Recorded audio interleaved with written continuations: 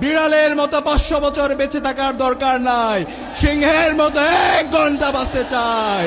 শহীদ ওসমান হাদি আমাদেরকে যে রাস্তা দেখিয়ে গেছে, আল্লামা দেলোয়ার হোসেন সাইদি হুজুর আমাদেরকে যে রাস্তা দেখিয়ে গেছে, সেই রাস্তা হচ্ছে আমাদের রাস্তা। আমাদেরকে আগামী 12 ফেব্রুয়ারি পর্যন্ত ঠান্ডা মাথায় প্রতিটি কেন্দ্র পাহারা দিতে হবে। আমরা কি পারবো ইনশাআল্লাহ? শহীদ ওসমান হাদি আমাদেরকে যে আজাদির লড়াই দেখিয়েছে, আল্লামা দেলোয়ার হোসেন সাইদি হুজুর আমাদেরকে যে আজাদির লড়াই দেখিয়ে গেছে, সেই লড়াই হচ্ছে আমাদের লড়াই। সেই লড়াই হচ্ছে ইনসাফের পক্ষে লড়াই, সেই লড়াই হচ্ছে ভারতীয় আধিপত্যবাদের বিরুদ্ধে লড়াই।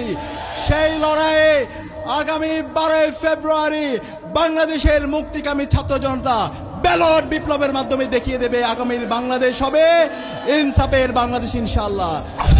আউযু বিল্লাহি মিনাশ শাইতানির রাজিম। বিসমিল্লাহির রহমানির রহিম। ওয়ালা তাকুলু লিমান ইউকতালু ফি সাবিলিল্লাহি আমওয়াত বাল আহইয়াউ ওয়ালাকিন লা তাশউরুন। সাদাকাল্লাহুল আলিয়্যুল আযীম। শহীদের রক্তস্নাত জমিন, বাংলাদেশের সবচেয়ে বেশি যেই জমিনের উপর জুলুম করা হয়েছে,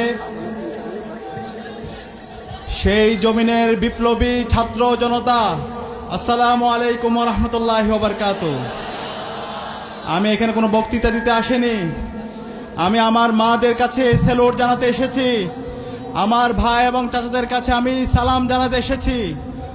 গত ফেসিবাদী আমলে সাতক্ষীরার বিপ্লবী ছাত্র জনতা যেভাবে আজাদির জন্য লড়াই সংগ্রাম করেছে, যেভাবে বাংলাদেশকে ফেসিবাদ মুক্ত করার জন্য জীবন উৎসর্গ করেছে, বাংলাদেশের 56,000 বর্গমাইল জুড়ে আপনাদের আত্মত্যাগের কথা এই জাতি শ্রদ্ধার সাথে স্মরণ রাখবে ইনশাআল্লাহ।